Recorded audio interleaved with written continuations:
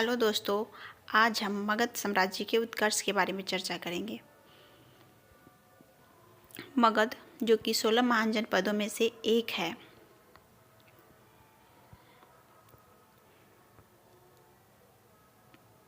इसमें हर्यक वंश की स्थापना बिंबिसार ने की थी। इनकी 4 पत्नियां थी। महाकौशली बनारस से, कौशल राज्य से, चिल्लना तीसरा, क्षेमा पंजाब से, चौथा आम्रपाली वैशाली से। ये जो शासक लोग होते थे ये विवाह के द्वारा भी अपने साम्राज्य का विस्तार करते थे। बिंबिसार ने मगध की पहली राजधानी राजगीर को बनाया था।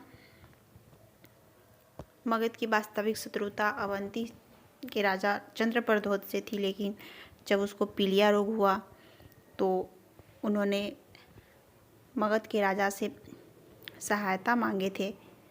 उसके बाद मगध के राजा बिंबिसार ने अपने राजवैद्य जीवक को वहाँ भेजा था और उसके वजह से उसकी पीलिया रोग ठीक हो गई थी, जिसके बाद इन दोनों की शत्रुता मित्रता में बदल गई थी।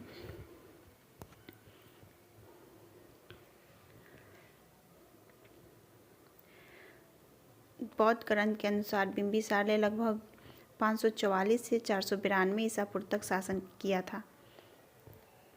इसने वैशाली पर आक्रमण किया, लेकिन वहाँ पे सफल नहीं हो पाया था। अगला है इसका पुत्र अजातशत्रु, जो 492 से 460 ईसा पूर्व तक शासन किया था। इसकी माता चिल्लना, जो कि बिंबिसार की दूसरी पत्नी है, और अजातशत्रु की पत्नी का नाम बाजीरा था,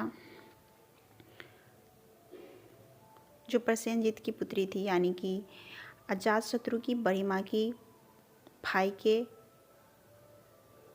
बेटी। इसने अपने पिता बिंबिसार की हत्या कर दी थी भाला मार के। इसने वैशाली पर आक्रमण कर उसे विजित किया। इसमें उसने रथमुसल और महाशिला कंटक नामक अस्त्र का प्रयोग किया था, जो कि बाहुबली में दिखाया गया है। इसने वैशाली को अपनी राजधानी बनाया तथा राजगीर को किलाबंद कर दिया। वैशाली पर आक्रमण किया और उसको जीत के वहाँ पे उसको राजधानी बना लिया तथा राजगीर को किलाबंद कर दिया। ये बौद्ध धर्म का समर्थक था। इसके शासक काल में प्रथम बौद्ध संगीति हुई थी। राजगीर के सप्तकर्णी गुफा में संपन्न हुआ था, जिसकी अध्यक्षता महाकश्यप ने किया था। अब इसका पुत्र हुआ उदयनी। उदयनी ने भी अपने पिता की हत्या कर दी थी।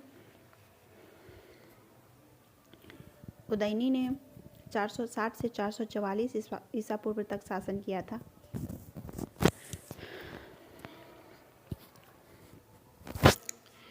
इसने गंगा और सोन नदी के संगम पर पाटलिपुत्र नामक की स्थापना की थी। सर्वप्रथम उदयनी ने ही पाटलिपुत्र नगर की स्थापना किया था और उसे अपना राजधानी बनाया। उदयनी के शासनकाल में मगध का विस्तार उत्तर में हिमालय से लेकर दक्षिण में छोटा नागपुर के पठार तक हुआ था। अब अगला मगध के अगले शासक के बारे में, अगले वंश के बारे में हम अगला वीडियो में चर्चा करेंगे। तब तक के लिए जय हिंद।